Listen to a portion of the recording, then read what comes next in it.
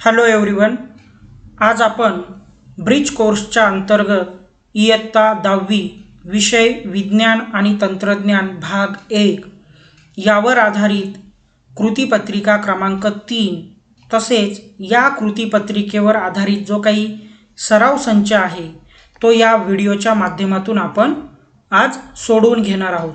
तर चला बघूया सराव संच 3 किंवा कृतीपत्रिका क्रमांक 3 यामधील प्रश्न क्रमांक 1।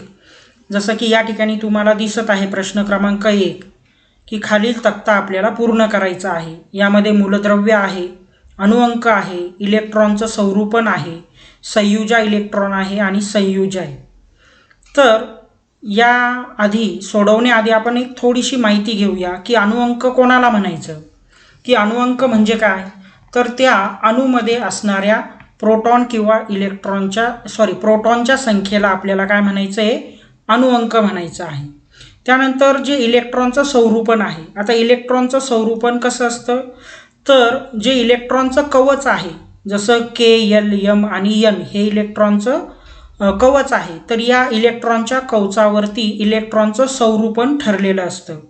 म्हणजे जी कमीत कमी इलेक्ट्रॉनची संख्या असेल ती त्या ठिकाणी कवचाप्रमाणे आपल्याला त्या मांडायची असते। मग जसं आपल्याला माहिती आहे की इलेक्ट्रॉनच्या कवचाचे जो के कवच आहे त्याच्यामध्ये 2 इलेक्ट्रॉन सामावून घेण्याची क्षमता असते। त्यापेक्षा जास्त इलेक्ट्रॉन झाले तर ते एल या कवचामध्ये जातात, कारण एलची कमाल धारकता किती आहे, तर ती 8 इलेक्ट्रॉनची आहे। त्यानंतर त्यापेक्षाही जास्त इलेक्ट्रॉन असतील तर एम या कवचामध्ये इलेक्ट्रॉन समाविष्ट होतात, त्याची धारण क्षमता 18 इलेक्ट्रॉनची आहे। त्यानंतर त्यापेक्षाही जास्त असतील इलेक्ट्रॉन तर ते एन या कवचामध्ये जातात, त्याची धारण क्षमता 32 आहे। मग या कवचाप्रमाणे इलेक्ट्रॉन आपल्याला त्या कवचात मांडत जायचे। मग जसं की इथे हायड्रोजनचा अणुअंक 1 आहे, म्हणजेच इलेक्ट्रॉन एकच आहे, त्याच्यामुळे पहिल्याच कवचामध्ये जो के कवच आहे त्या कवचामध्ये इलेक्ट्रॉन मावत आहे, म्हणून ते झालं त्याचं इलेक्ट्रॉनचं संरूपण। हे थोडक्यात तुम्हाला लक्षात ठेवायचं आहे। आता इलेक्ट्रॉनची संयुजा किंवा संयुजा इलेक्ट्रॉन कोणाला म्हणायचं, मग बघा जो कवच आहे इलेक्ट्रॉनचं जे कवच आहे त्या कवचाच्या बाह्य कक्षेमध्ये सगळ्यात शेवटच्या कक्षेत जेवढे इलेक्ट्रॉन असतील ती म्हणजे त्याची संयुजा इलेक्ट्रॉन आहे। मग जसं आता आपण हायड्रोजनचं उदाहरण बघितलं की इलेक्ट्रॉनच्या संरूपणात त्याचं शेवटचं कवचच कोणतं आहे, तर कवच के, कारण की एकच इलेक्ट्रॉन या ठिकाणी आहे म्हणून त्या कवच के मध्येच तो बसणार आहे आणि तेच त्याचं बाह्य कवच झालं, म्हणून त्याची संयुजा इलेक्ट्रॉन काय असणार आहे, एकच असणार आहे। आणि त्यानंतर पुढे बघूया की संयुजा काय असते। तर संयुजा काढण्यासाठी तुम्हाला इलेक्ट्रॉनचं संरूपण महत्त्वाचं माहिती असणं गरजेचं आहे, कारण की संयुजा काढण्यासाठी इलेक्ट्रॉनच्या संरूपणाचा वापर केला जात असतो। पुढे आपण त्याचं उदाहरण बघणार आहोत, हायड्रोजनवरून ते तुम्हाला समजणार नाही, ठीक आहे।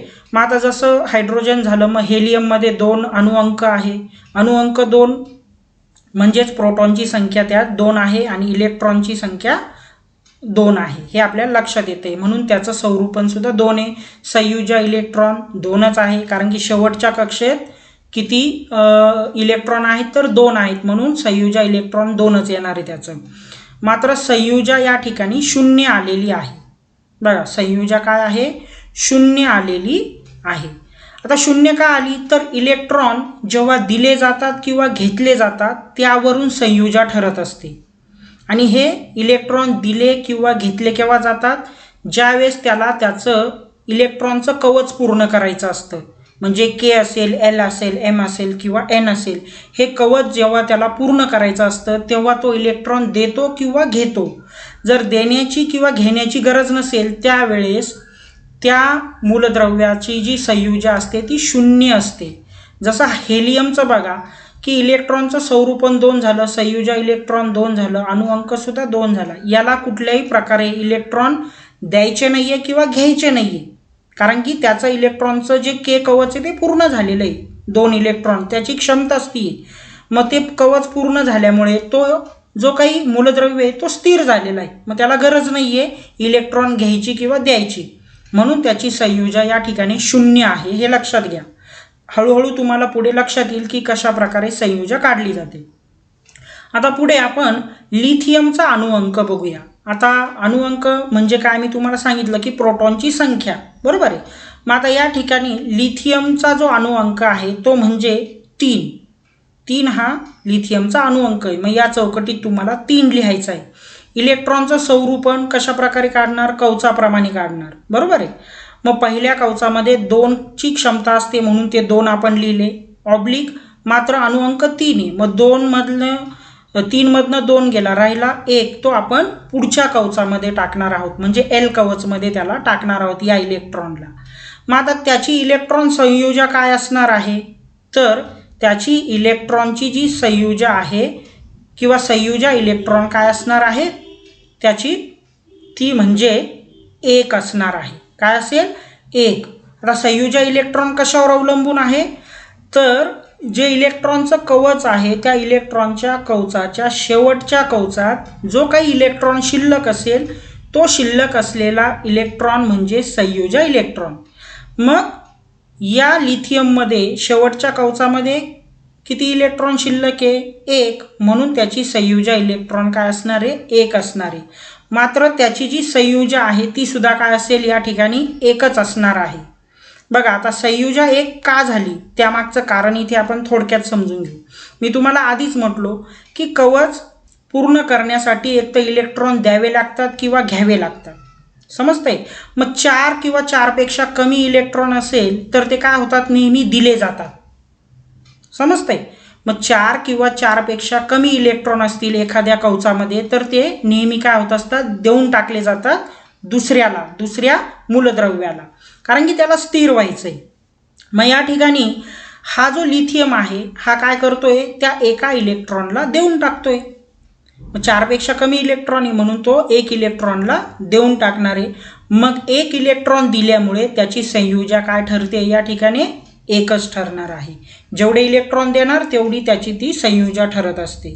जर इलेक्ट्रॉन दिलेच नाही तर तिथे संयुजा काय असते, 0 ठरत असते, हे लक्षात घ्या. त्यानंतर बेरिलियम बघा, बेरिलियमचा अणुअंक आहे 4. मग याचा इलेक्ट्रॉन स्वरूपण काय येणार आहे, 2,2. इथे काय उत्तर असणार आहे, 2,2. कवचाप्रमाणे इलेक्ट्रॉन स्वरूपण भरायचं असतं तुम्हाला आणि क्षमतेप्रमाणे. त्यानंतर संयुजा इलेक्ट्रॉन काय असणार आहे, त्याची शेवटच्या कवचामध्ये किती इलेक्ट्रॉन शिल्लक होते, मग ते म्हणजे 2. त्या ठिकाणी किती शिल्लक राहणार आहे, 2. हे शेवटच्या कवचातले इलेक्ट्रॉन आहे म्हणून इथे उत्तर असेल तुमचं 2. आता संयुजा आपल्याला काढायची आहे बघा बेरिलियमची. मग संयुजा काढताना तुम्हाला म्हटलो 4 किंवा 4पेक्षा कमी इलेक्ट्रॉन असेल तर तो स्थिर होण्यासाठी काय करतो, शेवटच्या कवचातले ते इलेक्ट्रॉन देऊन टाकत असतो. मग किती इलेक्ट्रॉन देईल तो, तर 2 इलेक्ट्रॉन देऊन टाकेल तो, म्हणून त्याची संयुजा काय असणार आहे, 2 हे त्याचं योग्य उत्तर असतं. त्यानंतर बोरॉन बघा, बोरॉनमध्ये अणुअंक काय आहे, 5 आहे. इलेक्ट्रॉनचं स्वरूपण कसं असेल, 2,3. मग संयुजा इलेक्ट्रॉन किती असेल, 3 असणार आहे, कारण की शेवटच्या कवचामध्ये किती इलेक्ट्रॉन आहे, तर 3 इलेक्ट्रॉन आहे, म्हणून त्या ठिकाणी 3 हे त्याचं संयुजा इलेक्ट्रॉन उत्तर योग्य असणार आहे. आणि संयुजा काय ठरणार आहे त्याची योग्य, बघा पुन्हा या ठिकाणी शेवटच्या कवचामध्ये 3 इलेक्ट्रॉन आहे म्हणजे 4पेक्षा कमी आहे. मग तो काय करेल, ते देऊन टाकणार आहे स्थिरता येण्यासाठी. मग किती इलेक्ट्रॉन देणार आहे तो, 3 शेवटच्या कवचामधले, त्यामुळे त्याची संयुजा 3 असणार आहे. नंतर पुढे बघा अणुअंक कार्बन आहे, कार्बनचा अणुअंक आहे 6, बरोबर. मग 6चं इलेक्ट्रॉन स्वरूपण काय आलं या ठिकाणी, 2,4. आणि त्याची इलेक्ट्रॉनिक संयुजा म्हणजे शेवटच्या कक्षात किती इलेक्ट्रॉन आहे, तर 4, म्हणून संयुजा इलेक्ट्रॉन सुद्धा त्याचं 4 आहे. आता या ठिकाणी संयुजा किती असणार आहे, मग आता 4 आला म्हणजे तो स्थिर होण्यासाठी काय करेल, पुन्हा इलेक्ट्रॉन देऊन टाकणार आहे. किती, तर 4 पूर्ण देऊन टाकणार. 4 किंवा 4पेक्षा कमी असतील तर इलेक्ट्रॉन नेहमी दिले जातात, घेतले जात नाही स्थिरता येण्यासाठी, म्हणून याची संयुजा काय असेल, 4 असणार आहे, हे लक्षात ठेवा. त्यानंतर नायट्रोजन बघा, अणुअंक आहे 7. इलेक्ट्रॉनचं स्वरूपण कसं असेल, 2, किती असणार आहे, 5. 2,5. संयुजा इलेक्ट्रॉन किती असेल, शेवटच्या कक्षेमध्ये किती इलेक्ट्रॉन आहे 5, म्हणून संयुजा इलेक्ट्रॉन त्या ठिकाणी 5 असणार आहे. मात्र संयुजा किती झाली या ठिकाणी 3 झालेली आहे. संयुजा किती झालेली आहे 3 झालेली आहे. मग आता कशी काय 3 झाली तर बघा आता या ठिकाणी संयुजा इलेक्ट्रॉन किंवा इलेक्ट्रॉनच्या स्वरूपात जर तुम्ही बघितलं तर शेवटच्या कक्षेमध्ये किती इलेक्ट्रॉन आहे 5 इलेक्ट्रॉन झाले. आता 4 नाही आहे, 3 नाही आहे, 2 नाही आहे, 1 नाही आहे, तर 5 आहेत. मी काय म्हटलो जर 4 किंवा 4 पेक्षा कमी इलेक्ट्रॉन असेल तर तो देऊन टाकतो आणि 4 पेक्षा जास्त इलेक्ट्रॉन असेल तर तो घेण्याचं काम करतो.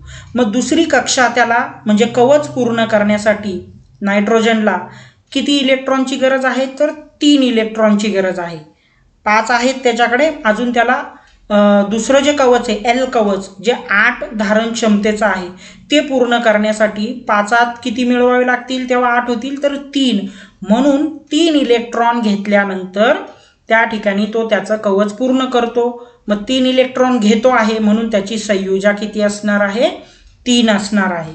बघा हे स्पष्टीकरण मोठं झालेलं आहे मला माहिती आहे, परंतु थोडक्यात तुमच्या माहितीसाठी हे गरजेचं होतं म्हणून आपण या ठिकाणी ही सविस्तर माहिती या तक्त्याची घेतलेली आहे. आता पुन्हा एकदा मी रिपीट करतो उत्तरं कोणाची काय आहेत. तर लिथियमचा अणुअंक 3 आहे, त्यानंतर संयुजा इलेक्ट्रॉन 1 आहे आणि त्याचबरोबर त्याची संयुजा मात्र काय आहे 1च आहे. नंतर बेरिलियमचं बघा इलेक्ट्रॉनचं स्वरूपण 2,2 आहे, संयुजा इलेक्ट्रॉन 2 आहे आणि संयुजा मात्र त्याची 2च आहे. बोरॉनचं बघा यामध्ये अणुअंक 5 आहे, इलेक्ट्रॉनचं स्वरूपण 2,3 आहे आणि संयुजा इलेक्ट्रॉन किती असणार आहे 3 असणार आहे. त्याचबरोबर संयुजा काय असणार आहे त्याची तर 3च असणार आहे. नंतर कार्बन बघा कार्बनचा अणुअंक या ठिकाणी 6 लिहायचा आहे तुम्हाला आणि संयुजा जी आहे कार्बनची ती आहे 4. त्यानंतर नायट्रोजनचं इलेक्ट्रॉन स्वरूपण लिहायचं आहे, मग 2,5 संयुजा इलेक्ट्रॉन असणार आहे त्या ठिकाणी 5, हे त्याचं योग्य उत्तर आहे. तर अशा प्रकारे विद्यार्थ्यांनी तक्ता पूर्ण करायचा आहे. आता प्रश्न क्रमांक 2 या ठिकाणी आपण बघणार आहोत. जसं की तुम्हाला दिसतं आहे प्रश्न की कॉपर ऑक्साईडच्या CuO रेणुसूत्रानुसार किंवा रेणुसूत्रावरून घटक मूलद्रव्यांचे अपेक्षित वजनी प्रमाण काढायचे. मग आता वजनी प्रमाण काढायचं आहे आपल्याला. मग यामध्ये बघा Cu व O यांची अणुवस्तुमाने अनुक्रमे 63.5 व 16 आहे. Cuचं जे काही अणुवस्तुमान जे आहे ते Cuचं किती आहे 63.5 आणि Oचं किती आहे 16 आहे. मग म्हणूनच वजनी प्रमाण त्यांचं तेवढंच असणार आहे जेवढं त्यांचं अणुवस्तुमान आहे. जेवढं अणुवस्तुमान तेवढंच त्यांचं ते वजनी प्रमाण असणार आहे. मग वजनी प्रमाण काय असणार आहे 63.5